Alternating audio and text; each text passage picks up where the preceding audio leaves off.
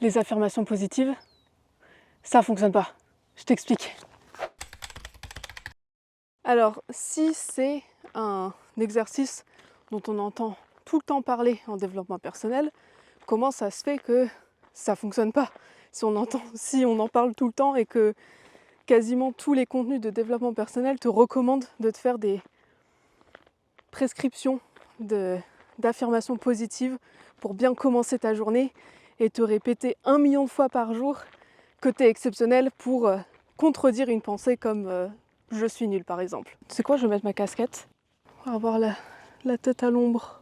Donc si t'as pas vu ma vidéo précédente qui est juste ici, je te conseille d'aller la voir parce que j'explique l'origine cérébrale de ton stress et on parle aussi du stress moderne et que ton stress se trouve aussi dans ton dialogue intérieur, ton autocritique, ton auto-jugement, tout ça, tout ça.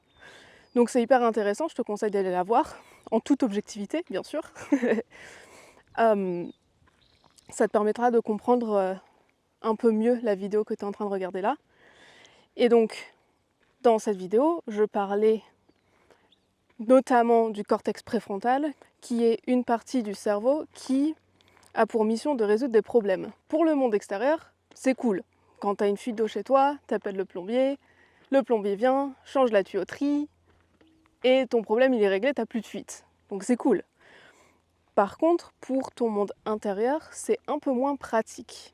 Parce que de la même manière que tu veux changer la tuyauterie pour résoudre un problème de fuite, tu vas aussi vouloir changer ton dialogue intérieur parce que ton dialogue intérieur, comme ça te provoque du stress, ton corps n'en veut pas. Tu veux pas avoir des pensées comme je suis nul. Ces pensées-là ne sont pas les bienvenues. Et donc, tout naturellement, ce que tu veux faire, c'est de les éliminer en les changeant, par exemple, par des affirmations positives ou en les éliminant, en essayant de ne pas y penser, en les ignorant. Sauf que ça ne peut pas fonctionner. Et alors tu vas me dire, mais pourquoi ça ne peut pas fonctionner? Je t'explique, 2 secondes. On va faire un exercice psychologique. Je vais te demander de ne surtout pas penser à un ours blanc sur sa banquise. Vraiment, oublie cette image de ta tête, ignore-la, n'y pense pas, ça ne sert à rien de penser à cet ours blanc sur sa banquise. N'y pense pas, je te demande vraiment de ne pas penser à cet ours blanc. T'en veux vraiment qu'à ta tête, hein? Et je te dis de ne pas y penser, mais t'y penses. Je te demande d'éliminer une image de ta tête, en l'occurrence l'image d'un ours blanc, mais pour éliminer cette image, il faut d'abord que tu penses à cette image. Pour éliminer l'image d'un ours blanc, d'abord, il faut que l'image pop dans ta tête de l'ours blanc.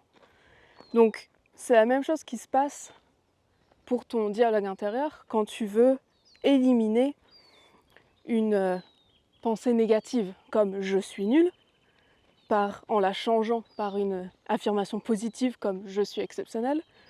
Ce qui se passe, c'est que tu renvoies à ton cerveau l'image de je suis nul.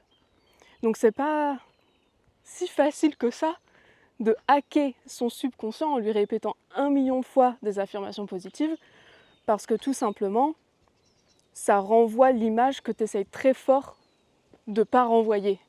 Tu penses à ta pensée négative que tu essayes très fort de ne pas penser. Donc quand tu te dis « je suis exceptionnel », en fait tu renvoies à ton cerveau l'image de « je suis nul ». C'est pour ça que ça ne peut pas fonctionner. Donc comment on fait pour se libérer de nos pensées limitantes? Parce qu'il y a forcément une méthode. Je ne vais pas te laisser comme ça en te disant « bon les affirmations positives ça ne fonctionne pas et puis débrouille-toi pour trouver une méthode ». Non, je vais t'expliquer quand même. Je suis gentille. Ce qu'il faut faire, c'est ne pas changer la pensée en elle-même, mais changer la relation qu'on a avec notre pensée. Trop souvent, on fusionne avec nos pensées et on les laisse être les petits dictateurs de nos vies. On les laisse décider de ce qu'on sait faire et ce qu'on ne sait pas faire, et ce qu'on peut faire et ce qu'on ne peut pas faire. Par exemple, disons que dans ta vie, tu as vraiment envie de faire un TEDx. C'est un peu quand tu t'imagines ta vie future, tu te dis, moi, avant de mourir, j'aurais fait un TEDx. Donc tu as vraiment envie de faire ce TEDx, mais ensuite tu as la petite voix dans ta tête qui te dit, mais tu te rappelles que tu ne peux pas parler en public? Tu te rappelles que tu as de l'anxiété sociale? Tu te rappelles que à chaque fois que tu essayes de parler en public, tu vois flou, tu bégayes, tu oublies tes mots. Tu peux pas faire un TEDx, c'est pas possible. Donc ça, c'est la voix dans ta tête qui te dit ça. Mais comme elle te le dit d'une façon à croire que c'est la vérité, mais ton cerveau croit que c'est la vérité et tu fusionnes avec cette pensée. Et comme tu fusionnes avec cette pensée, tu vas pas t'inscrire au TEDx ou envoyer ta candidature ou peu importe comment ça fonctionne, je sais pas trop. Et tu laisses cette pensée dicter ce que tu sais faire et ce que tu sais pas faire. Et tu t'empêches d'être la version de toi que tu as envie d'être, tu t'empêches d'être la personne que tu veux être parce que tu fusionnes avec une pensée négative qui t'empêche d'avancer. On a vu qu'on ne peut pas changer nos pensées, on a vu qu'il faut les accepter, mais pour le coup, il ne faut pas accepter la pensée au point où tu fusionnes avec cette pensée. Il faut accepter la pensée en tant que pensée, mais pas en tant que vérité. Je vais mettre un compteur de combien de fois j'ai dit penser. Je pense qu'on va être à au moins 15 dans cette vidéo. Donc s'il y a bien une chose qui est surpuissante, c'est de réaliser que une pensée peut être vraie et peut être fausse et n'est pas une vérité. S'il y a bien une chose à retenir de cette vidéo, ce sera ça. Tu vois, les pensées intrusives, par exemple, je pense qu'on a tous déjà eu, c'est même pas je pense, c'est on a tous déjà eu des pensées intrusives du type tu conduis et il y a la voie opposée, tu vois, des voitures qui arrivent en face, et tu te dis mais qu'est-ce qui pourrait bien se passer si je donnais un petit coup de volant vers la gauche? On sait très bien ce qui va se passer en fait. Et on fusionne pas avec cette pensée-là, t'es d'accord? On fusionne pas avec cette pensée, c'est une pensée, on en doute un peu, on passe pas à l'action sur cette pensée. C'est la même chose que tu peux faire pour ton dialogue intérieur négatif. Tu peux décider des pensées avec lesquelles tu fusionnes et des pensées avec lesquelles tu refuses de fusionner. Il faut réussir à reprendre le contrôle sur nos pensées. Et pour réussir à reprendre le contrôle sur nos pensées, il faut défusionner avec les pensées qui nous empêchent d'être la personne qu'on veut être. Et un exercice, moi, que j'aime bien faire, c'est l'exercice de l'observateur.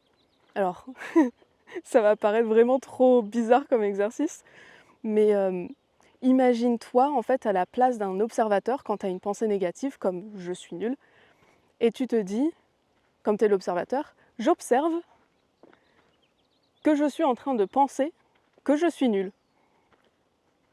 Ça met tout de suite une distance avec la pensée, parce qu'au lieu de te dire « je suis nul », qui pour le coup, quand tu te dis ces mots-là pour ton cerveau, ça devient une vérité. Si je parlais de l'équitation parce que personnellement je fais de l'équitation, mais ça peut être pareil pour le vélo, pour l'escalade, pour l'acrobranche, pour tout type de sport. Si tu te dis je vais tomber, je vais tomber, je vais tomber, je vais tomber, je vais tomber, tu vas tomber. je t'assure, tu vas tomber. Quand tu fais de l'équitation, il ne faut jamais avoir la pensée je vais tomber parce que je t'assure, c'est instantané, tu tombes. Direct. Le cheval, c'est comme s'il avait compris, il a fait « Ah, tu veux tomber? D'accord, ok, très bien. » Mais c'est pareil pour tous les sports en fait. Si tu te dis « je vais tomber », tu vas tomber. Et donc pour ton dialogue intérieur, c'est pareil en fait. Si tu mets pas cette distance avec ta pensée, dès que tu penses « je suis nul », ton cerveau comprend « je suis nul ». Et donc tu vas vraiment fusionner avec cette pensée et ça devient une vérité. Et nous, on ne veut pas que ça devienne une vérité. Donc il faut mettre cette distance avec la pensée. L'exercice de l'observateur, c'est un bon moyen de faire ça. Pour reprendre l'exemple du TEDx, quand tu t'apprêtes à envoyer ta candidature pour le TEDx, ou que tu penses à l'idée de faire un TEDx, et que ta petite voix dans ta tête te dit « tu peux pas le faire, tu sais pas parler en public », au lieu de te dire ça, tu dis « j'observe que je suis en train de penser que je ne peux pas parler en public ». Et tout de suite, ça met de la distance avec cette pensée, et ça te donne l'opportunité de prendre action pour ne plus avoir peur de parler en public. Peut-être que tu peux prendre un coach pour améliorer ta prise de parole en public, pour ne plus avoir d'anxiété sociale. Peut-être que tu peux suivre une thérapie pour comprendre pourquoi tu as de l'anxiété sociale et traiter en fait le problème à la source. C'est un peu ça en fait la conclusion de cette vidéo, c'est que pour pouvoir traiter un dialogue intérieur négatif stressant, ce qu'il faut c'est ne pas cacher les symptômes, parce que faire ça en fait c'est un peu comme mettre sous le tapis des problèmes plus profonds qui refont toujours surface. C'est comme si ça fait 3 semaines que tu as des maux de tête pas possibles et tu prends du Doliprane. Alors forcément, tu n'as plus de symptômes, tu n'as plus mal à la tête, tu continues de prendre les Doliprane. Mais peut-être que ça fait 3 semaines que tu as mal à la tête. Il faudrait peut-être faire une prise de sang et voir s'il n'y a pas une déficience en certaines vitamines, tu vois. Donc voilà, c'est un peu l'image qu'il faut avoir. Et pourquoi c'est mieux de traiter à la source du problème plutôt que de vouloir le changer. Et pourquoi c'est important d'accepter ces pensées négatives pour pouvoir mieux les traiter, mieux les comprendre et pouvoir prendre action sur elles en fait. Pour prendre le contrôle sur les pensées et décider de ce qu'on veut faire par la suite. Tu peux par exemple avoir l'image d'un rocher en bord de mer. Donc toi, tu es le rocher. Et les vagues, c'est les pensées qui viennent se cracher sur le rocher. Et le rocher, lui, il reste solide, il bouge pas. Les pensées, elles viennent et elles partent. Les vagues viennent et partent. Mais le rocher, lui, ne bouge pas. Toi, tu bouges pas. Et donc, c'est un peu l'image qu'il faut avoir. Et tu choisis des vagues que tu veux surfer, par exemple. Enfin, quand un rocher, ça surfe pas. Je suis pas sûre de mon image, du coup. Imagine, les vagues, c'est tes pensées, et toi, t'es un surfeur. Et ça marche pareil d'ailleurs pour les émotions, qui sera la vidéo suivante. Mais donc, t'es le surfeur, c'est toi qui décides des vagues que tu veux surfer. Donc tu décides des vagues avec lesquelles tu veux fusionner, les pensées avec lesquelles tu veux fusionner, et tu décides des vagues que tu veux pas prendre, donc les pensées avec lesquelles tu veux défusionner.